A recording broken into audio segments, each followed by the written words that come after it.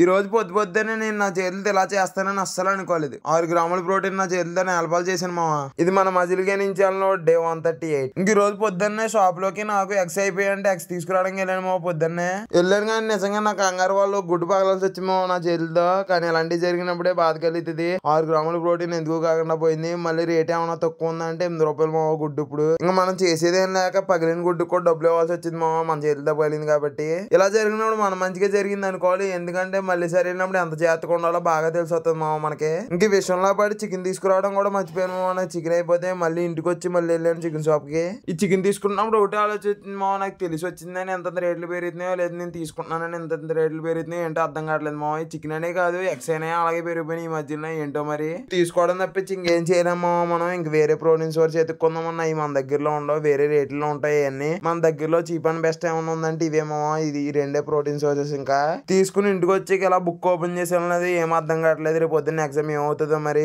ఇంకా అలాగే రేపు పొద్దున్న సెమ్ ఎగ్జామ్ ఒకటి ఉంది కదని చెప్పేసి ఈ రోజు ఫాస్ట్ గానే వెళ్ళిపోయాము జిమ్ కి. ఇంకా మన వర్కౌట్ సంగతిలోకి వస్తే ఈ రోజు చెస్ట్ ట్రైసెప్ కానీ ఎందుకో కానీ ఈ రోజు చెస్ట్ ట్రైసెప్ చాలా ఇంటెన్సివ్ గా చేసాను. ఏంటో మరి ఎప్పుడు నేను ఎక్కువ వేరియేషన్లు కొట్టుకుని, కానీ ఈ రోజు ఎందుకో కానీ 2 వేరియేషన్లు కొట్టాను ఒక్కో మజిల్ కి. కానీ ఎక్సలెంట్ గా అనిపించింది. ఏదో ఎక్కువ వేరియేషన్లు కొట్టిన ఫీల్ వచ్చింది నాకు. మళ్ళీ ఇంటెన్సివ్ వర్కౌట్ కి తోడు మళ్ళీ హిట్ ట్రైనింగ్ ఒకటి, మళ్ళీ 30 minutes కార్డియో ఒకటి, మళ్ళీ ఇంటికి వచ్చాక 10K స్టెప్స్ ఒకటి మామ. అంతే ఉంటా మరి. బాయ్ మామ.